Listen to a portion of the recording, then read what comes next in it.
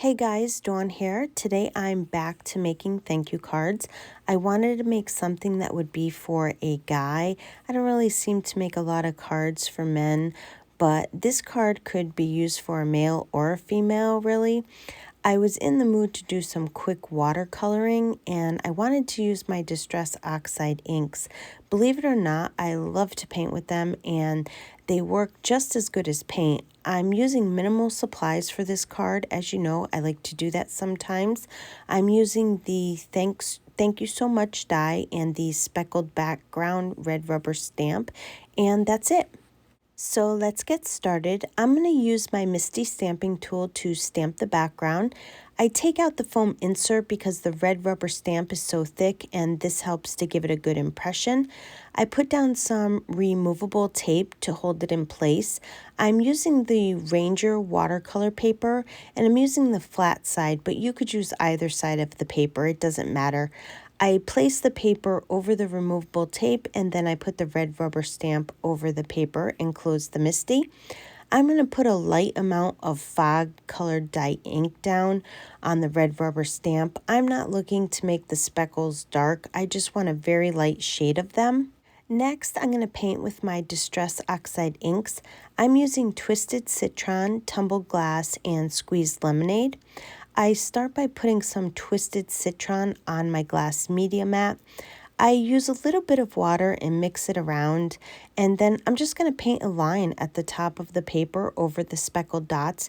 Now, you would think the Oxide inks would cover the speckled dots, but if you use dye ink, it kind of acts like a heat embossing almost.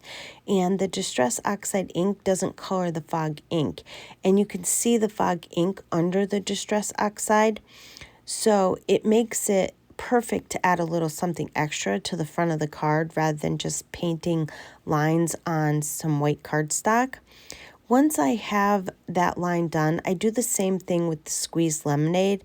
Now, if you want the colors darker and more vibrant, I would use less water. The more water you use, the lighter the color will be on the paper. And then I bring in the tumbled glass and I just keep repeating the process until the paper is covered. I rinse my brush off in between colors, but I don't take great care to get all the color off the brush. If the colors get mixed a little bit, I think it kind of adds to the look of the card. I wasn't going for perfect, and I'm not trying to make the lines straight or anything either. That's what's so great about this card. It's so quick and easy to make, and you can totally mass produce these cards. You could even use pinks and purples to make it more for a girl if you wanted to. These are great to have on hand if you need to have a quick thank you card for someone. And what's great about this design is you can even switch out the sentiment and make it a birthday card. You can make it a congrats you did it card or just a generic hello card, and then you just write something in the middle. While my card front is drying, I die cut 3 of the thank you so much sentiments from black cardstock.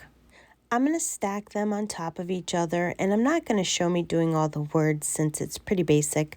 I'm just going to do one of them for you. I'm just gluing all 3 of the words together to add some dimension to the front of the card since it's a fairly simple card. Me personally, I don't like the look of a flat card. I think by adding dimension, it really brings up the card to like a whole new level.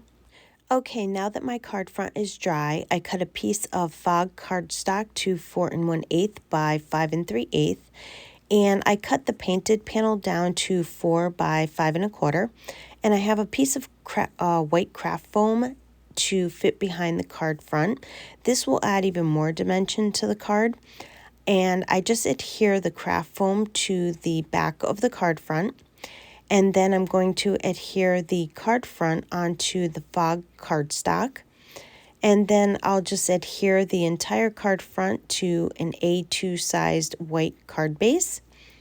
Then I'm just going to line up the sentiment where I want it to go on the front of the card. I find this helps me to make sure it's straight. And then I'm just pick up each sentiment one at a time, and then I'm just going to adhere it in place. I'm using my favorite confetti from This Calls for Confetti. I'm using the black matte today. I'm just randomly putting the confetti on the card, and then I just adhere it to my card with my glue and my jewel picker. And to finish off my card, I decided to put some clear Wink of Stella on the sentiment. I feel like the Wink of Stella really steps up a card and really brings it to the next level. Plus, I felt like the glitter on the sentiment went really nice with the speckled background. I feel like the two kind of complemented each other. I don't know if you can see how much shine the sentiment has. It really looks nice in person though. And that's going to complete my card for today. This card was fun and super quick to make. I want to thank you for joining me on the Whimsy Stamps YouTube channel. I would love for you to leave a comment below and let me know what you think of the card. Be sure to subscribe to the Whimsy Stamps YouTube channel and their other social media platforms so you don't miss out on any upcoming releases and great inspirational videos. Also, check out their website for all their new releases. And as always, thanks for stopping by and have yourself a wonderful day.